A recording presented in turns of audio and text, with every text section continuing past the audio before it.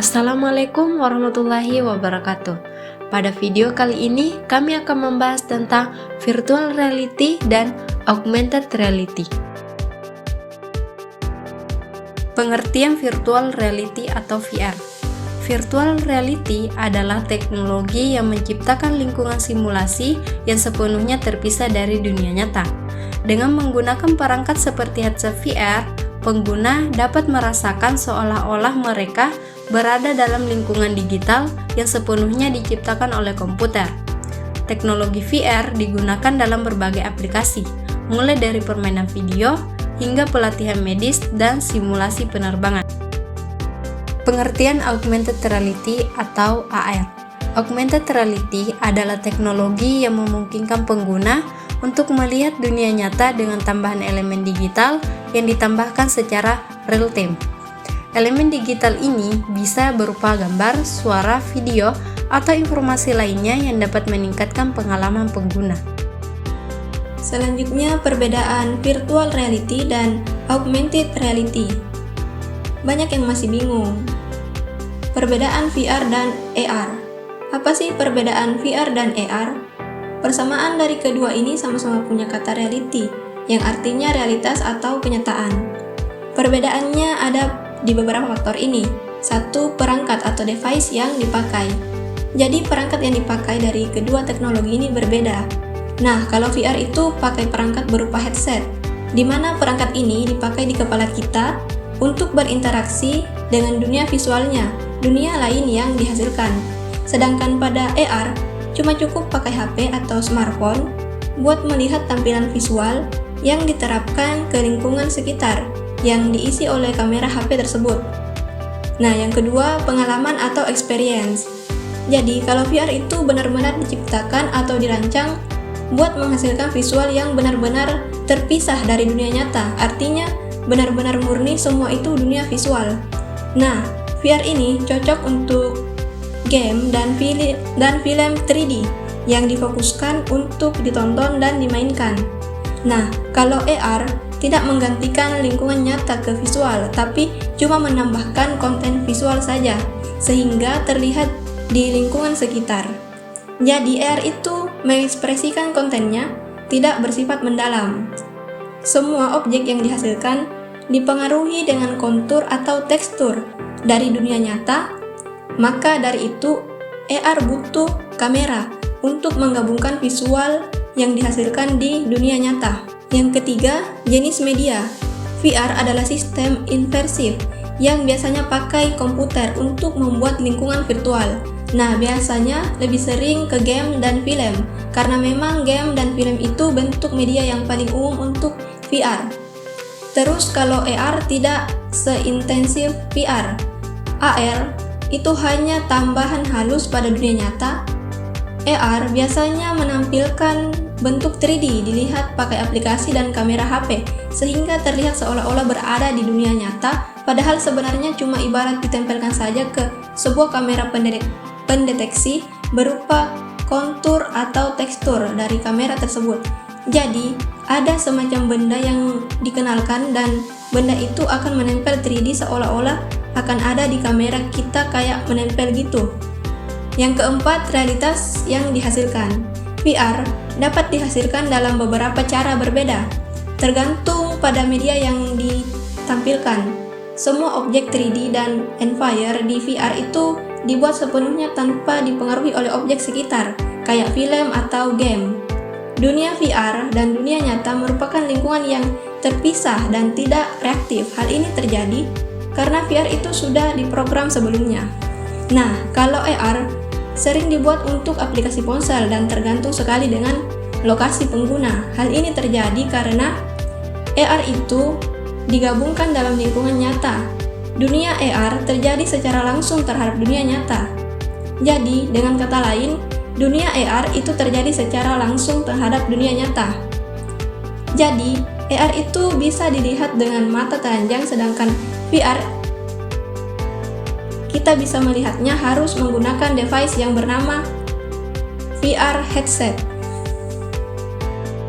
Aplikasi dan penggunaan augmented reality atau AR. Yang pertama, navigasi dan pemetaan. Aplikasi AR seperti Google Maps dan Waze menggunakan tampilan pemandangan nyata pengguna dan menambahkan petunjuk arah, tanda lalu lintas, dan informasi lokasi yang berguna. Kedua, pembelajaran dan pendidikan. AR digunakan dalam aplikasi pendidikan yang memungkinkan siswa untuk memvisualisasikan konsep yang sulit. Mereka dapat melihat model 3 dimensi, diagram, dan informasi tambahan saat mereka belajar.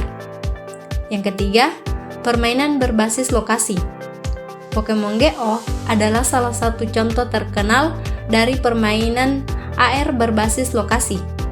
Pemain harus bergerak secara fisik untuk menemukan karakter Pokemon dalam dunia nyata mereka. Keempat, belajar dan periklanan. Aplikasi AR dapat memungkinkan pelanggan untuk mencoba pakaian, sepatu, dan aksesoris secara virtual sebelum melakukan pembelian. Ini juga digunakan dalam iklan interaktif. Yang kelima, pelayanan kesehatan. Dalam pelayanan kesehatan, AR digunakan untuk panduan bedah, visualisasi organ internal, dan pembelajaran dokter. Keenam, industri, manufaktur, dan perawatan. Dalam industri, AR digunakan untuk memberikan informasi dan petunjuk pada teknisi lapangan selama perawatan dan perbaikan mesin. Perkembangan terkini dalam VR dan AR. Perangkat lebih ringan dan portable.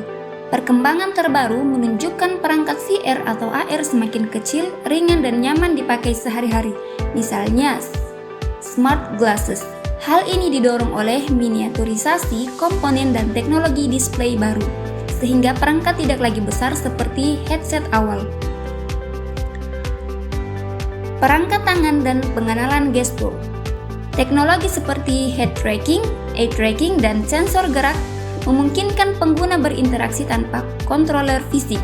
Sistem ini membuat interaksi lebih natural dan intuitif dalam dunia virtual. AR dalam mixed reality atau MR. Mixed reality menggabungkan dunia nyata dan virtual secara real time. MR memungkinkan objek digital berinteraksi langsung dengan lingkungan fisik, sehingga pengalaman menjadi lebih realistis dibanding AR atau VR saja. Integrasi AI dan IoT. AI membuat sistem VR atau AR lebih cerdas, misalnya pengenalan objek, respons adaptif. Sedangkan IoT menghubungkan perangkat dalam lingkungan sekitar. Kombinasi ini menciptakan pengalaman yang lebih personal dan kontekstual. Medis dan kesehatan. VR atau AR digunakan untuk pelatihan dokter, simulasi operasi, terapi rehabilitasi, hingga pengobatan gangguan mental. Teknologi ini meningkatkan akurasi dan keamanan serta memberikan pengalaman belajar yang lebih realistis. Seni dan kreativitas. VR atau AR membuka cara baru dalam berkarya, seperti seni digital 3D, pameran virtual, dan desain interaktif. Kreator dapat membuat pengalaman imersif yang tidak mungkin dilakukan di dunia nyata. Tantangan dalam pengembangan VR dan AR. Harga dan aksesibilitas. Perangkat VR atau AR masih relatif mahal, terutama untuk penggunaan profesional atau institusi seperti rumah sakit, sehingga membatasi adopsi luas. Kualitas konten. Kurangnya konten menarik dan berkualitas tinggi menjadi hambatan utama karena pengguna membutuhkan pengalaman yang benar-benar berguna dan engaging. Interoperabilitas. Masih banyak platform dan perangkat yang tidak kompatibel satu sama lain, sehingga menyulitkan integrasi sistem dan pengembangan aplikasi lintas platform. Masalah kesehatan. Pengguna VR atau AR dapat menyebabkan efek seperti motion sickness, kelelahan mata, mual, atau gangguan psikologis jika digunakan berlebihan. Privasi dan keamanan.